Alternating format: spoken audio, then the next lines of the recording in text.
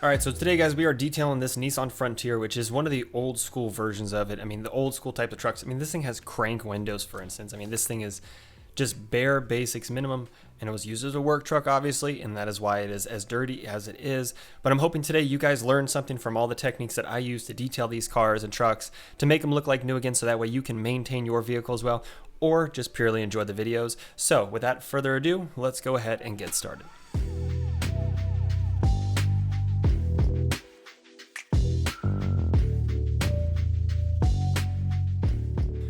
The one thing I want to point out here why I'm pulling apart the center console is I've never pulled apart a Nissan Frontier center console before.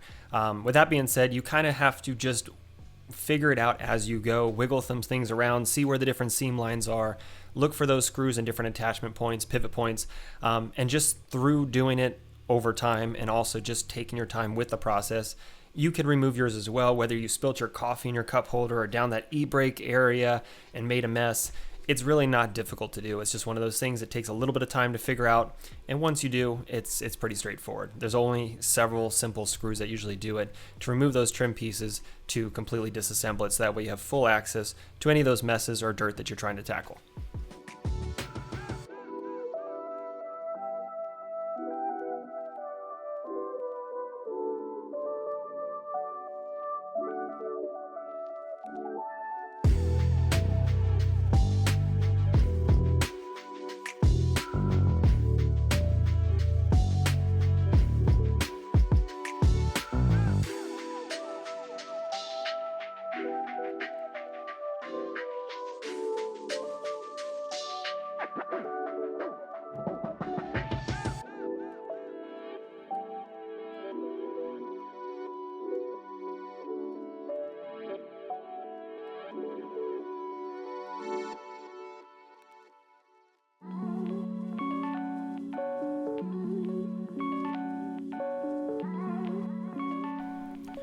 Okay, so here's the deal, guys. I've been running a special on foxclean.com for 25% off if you use code FD2022, so Father's Day 2022. If you guys use that code, you get 25% off on your entire order. And I need you guys to make sure you take advantage of it because the month is almost over. Next month, I don't know. I probably won't run a special for a little while. So make sure you take advantage of it now before I sell out of all the products I have. Last month we ran out of leather cleaner and conditioner. It is fully back in stock now for all of you that need to pick it up. And then I'm also, like I said before, that foam that's colored is going to be coming out really soon for you guys. So go over there after this video. Make sure you get your detail and supplies stocked up for the summer so that way you guys can take care of your ride and make sure it's perfect.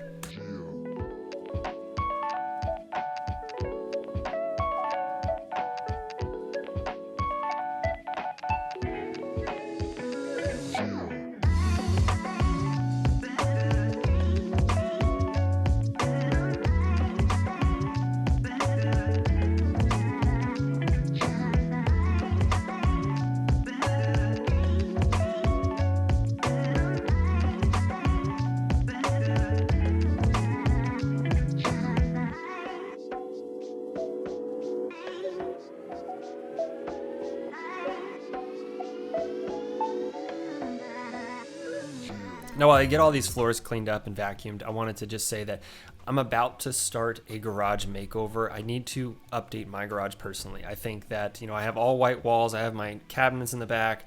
My floors are obviously the biggest joke on the planet. I'm sure you guys agree. I just need to do some upkeeping and kind of get things figured out to make it better. I need to put some fans up because it's summertime, so it's quite hot in the garage with no AC. Just some simple things to make it more efficient, like hose reels, having my compressed air line drop down instead of having on a hose or on just laying on the ground, along with just a few other things and tips and tricks just to make it more efficient from a detailing perspective, but then more aesthetically pleasing. So I'm trying to figure out a color that I want to add to the wall to kind of put a little pop into it. So if you guys have any suggestions of things that I should add, let me know in the comments below.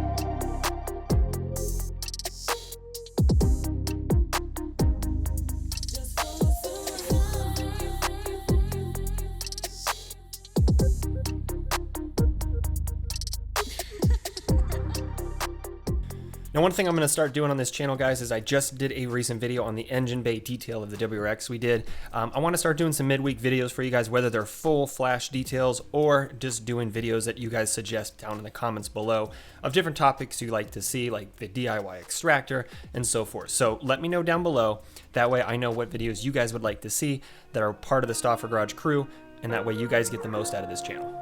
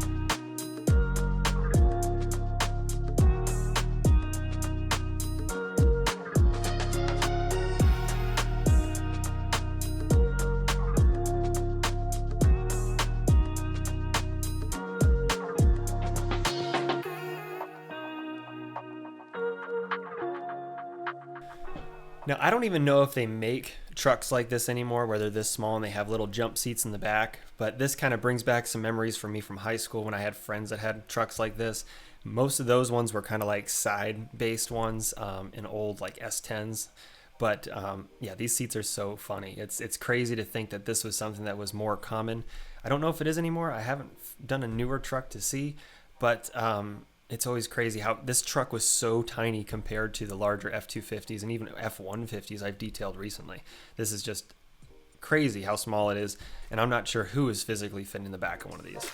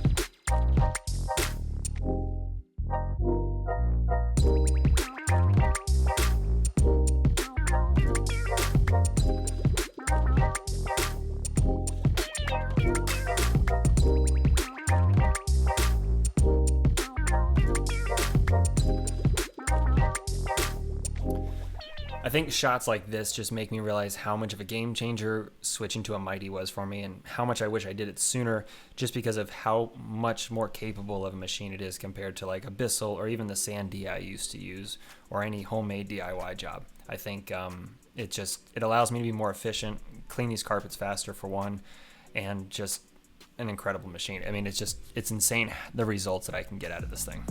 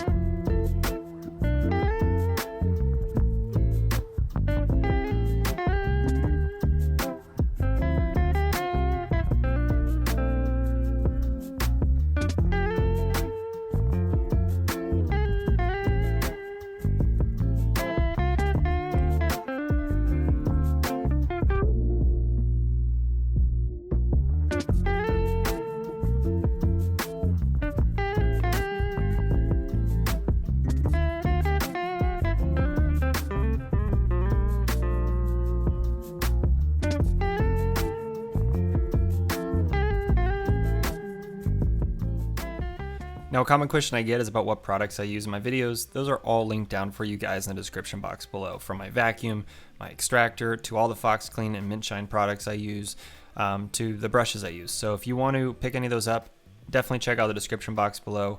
All of that's listed down for you guys.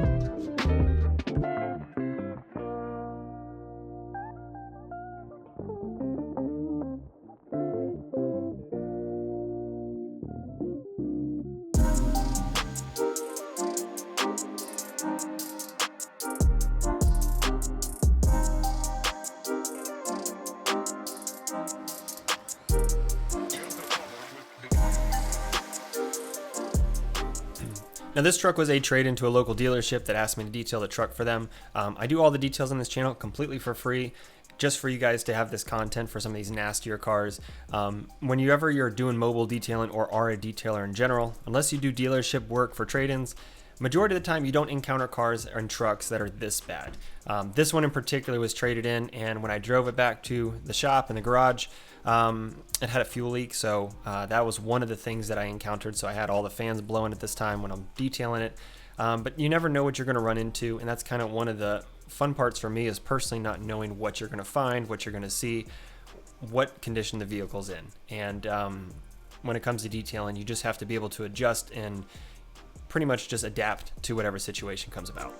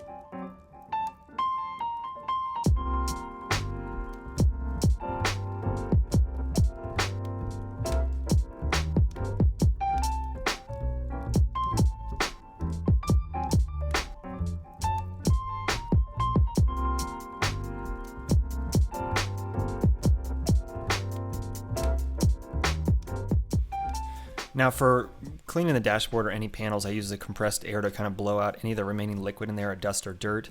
A lot of you guys have been asking what type of compressor I use, and I use a Cobalt one that I picked up at Lowe's. It's their super quiet technology one. It's a small 2-gallon. Right now it's saying it's listed at $179, but I've used it for, door trim, replacing molding inside my house, but then also majority of the use is specifically just for detailing. It's a great little compressor. It is, a lower PSI in terms of air volume because it's 2 gallons only. But for 50, 60 PSI that I run in this thing to blow out all the door seams and stuff, it kind of keeps building pressure as I'm using it and is able to maintain. So for what I use it for and for this, it runs perfectly. So if you guys are interested, honestly, it's super quiet to the point where I could have it running in the background during this voiceover and still you guys could hear me. It's a pretty cool little thing.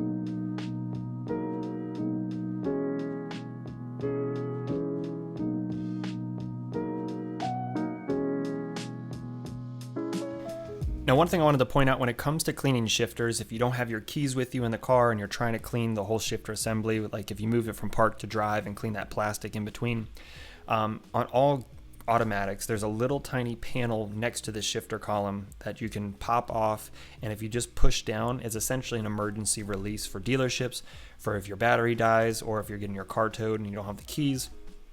It's a way for it to be like an extra safety feature and unlock ability for when you need to move it if your car's dead. So if you're in the position like me in this case, where I'm detailing the car, the keys are in the house or somewhere else, you don't want to move and go get up and go get it, you can pop off that little panel, push down that button, slide the gear shifter back to park or back to drive, but just make sure the e-brake's on, obviously, so I don't have to worry about any rollaway situations.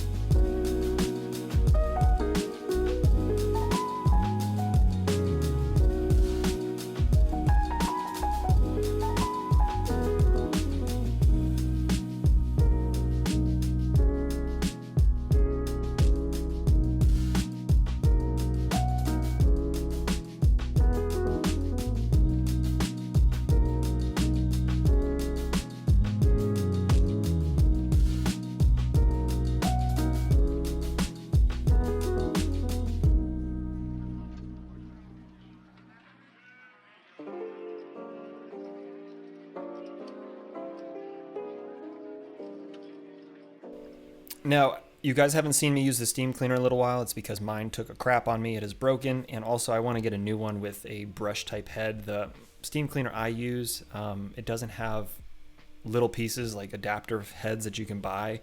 You have to buy a whole new kit. So with that being said, I'm going to switch to a different one. And the one I'm going to switch to, you can actually pick up at Harbor Freight. It's got a really cool bunch of bits that come with it. And the best part is with Harbor Freight is if you break it, you can return it and get, pretty much lifetime warranty on the thing. So for me, it makes a whole lot of sense, and they're not very expensive.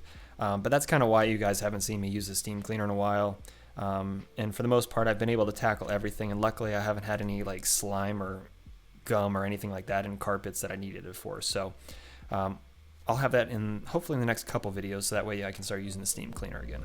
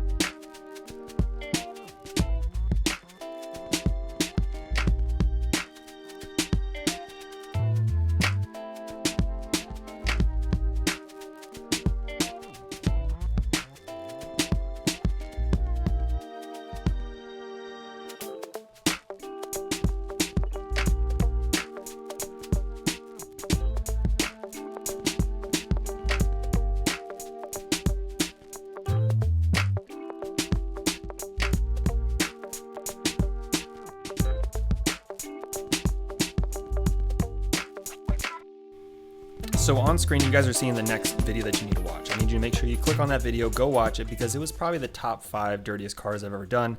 This Tundra was trashed. It was really, really bad. And by clicking on it, I'll see you guys over there to show you some more tips and tricks that I use to clean up cars, and a car and a truck that is actually way dirtier than this one, and how I got it clean. So go ahead and click on screen right now, go watch that video, and I'll see you over there in a second.